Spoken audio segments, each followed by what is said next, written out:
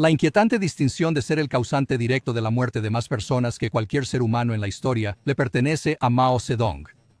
El tirano que gobernó China desde 1949 hasta su fallecimiento en 1976. Nacido el 26 de diciembre de 1893, Mao era el hijo de un agricultor exitoso que había salido de la pobreza.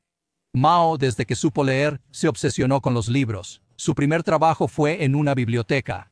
Mao tuvo una librería de propaganda comunista en sus 20s. Mao se volvió marxista, pero solo porque su único ideal era él mismo. La lucha del pueblo chino no le importaba en absoluto, ni cuando era joven ni como dictador. Mao veía a los demás como herramientas. Sus vidas no importaban en lo más mínimo. En los años 20, Mao se unió a un grupo pequeño para formar el Partido Comunista Chino. El partido creció despacio. Los comunistas no podían hacer frente al Partido Nacionalista y su ejército liderado por Chiang Kai-shek. Chiang era un hombre fuerte, pero el movimiento nacionalista al menos prometía un futuro democrático. Nadie puede decir eso de Mao y los comunistas. En 1934, Chiang tenía a Mao en una posición comprometida. Mao escapó gracias a su ahora mítica larga marcha, el largo recorrido de 6.000 millas que tomó un año, donde su ejército de 100.000 se redujo a solo 8.000. Las tropas de Mao pudieron haber sufrido todas las penurias imaginables, pero él apenas marchó. En cambio, fue transportado en una litera, un sofá portátil sostenido por un grupo de sirvientes. Aunque solo sobrevivieron unos pocos, eso bastó para mantener la causa comunista. La invasión japonesa de 1937 salvó a los comunistas. Chiang, a regañadientes, desvió su atención de Mao para luchar contra los japoneses. Esto permitió a Mao reconstruir sus fuerzas en las zonas rurales. En 1949, Mao tenía un ejército de 1,5 millones. Eso fue suficiente para derrotar a Chiang y convertirse en el líder absoluto de China. 500 millones de personas, una quinta parte de la población mundial, fueron metidos en un gran laboratorio ideológico. En las zonas rurales, las familias fueron llevadas a granjas colectivas. Ya no trabajarían para sí mismas, sino para el gobierno. Esto aplicaba tanto a mujeres como a hombres. Mao creía que había igualdad de sexos. Si los hombres podían realizar trabajos agotadores en los campos y las fábricas, ¿por qué no podían hacerlo las mujeres? Por supuesto, no había verdadera igualdad en China para nadie, hombre o mujer, y no había oportunidad de mejorar la condición de uno.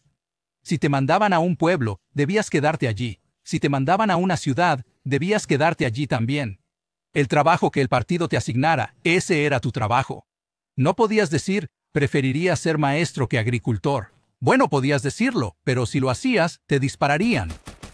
Tampoco había igualdad entre el proletariado y la élite. Mao vivía en total lujo y hedonismo. Poseía una docena de casas construidas a medida en todo el país. Se traían a chicas campesinas para su satisfacción sexual. No se bañaba ni se cepillaba y tenía una enfermedad. Comía lo que su corazón deseaba: carne, verduras y pasteles. Mientras tanto, los campesinos morían de hambre en chozas de barro. ¿Por qué no podían los campesinos alimentarse como lo habían hecho por siglos? La verdad es que sí podían. Mao exportaba comida en ese tiempo.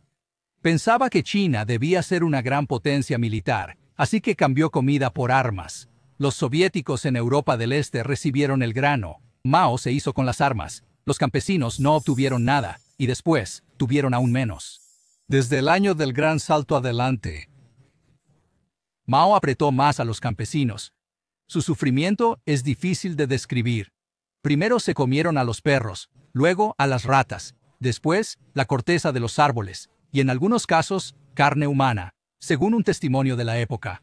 La vida que tuvimos que soportar en esos días era peor que la de las sociedades primitivas. Vivíamos como animales.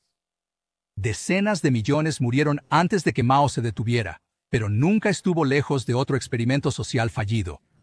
En la mitad de los años 60 provocó la llamada Revolución Cultural, animando a los estudiantes chinos a denunciar a quienes no fueran lo suficientemente revolucionarios. Esto incluía a sus padres y abuelos. Y luego, cuando sintió que los estudiantes habían ido demasiado lejos, se volvió contra ellos.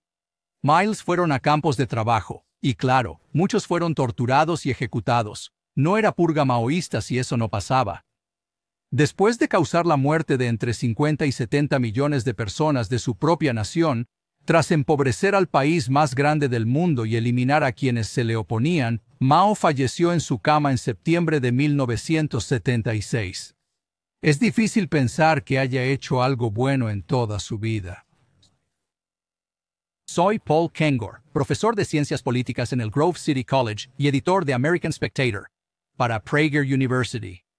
Gracias por ver este video. Para que los videos de PragerU sigan siendo gratuitos, considere hacer una donación deducible de impuestos.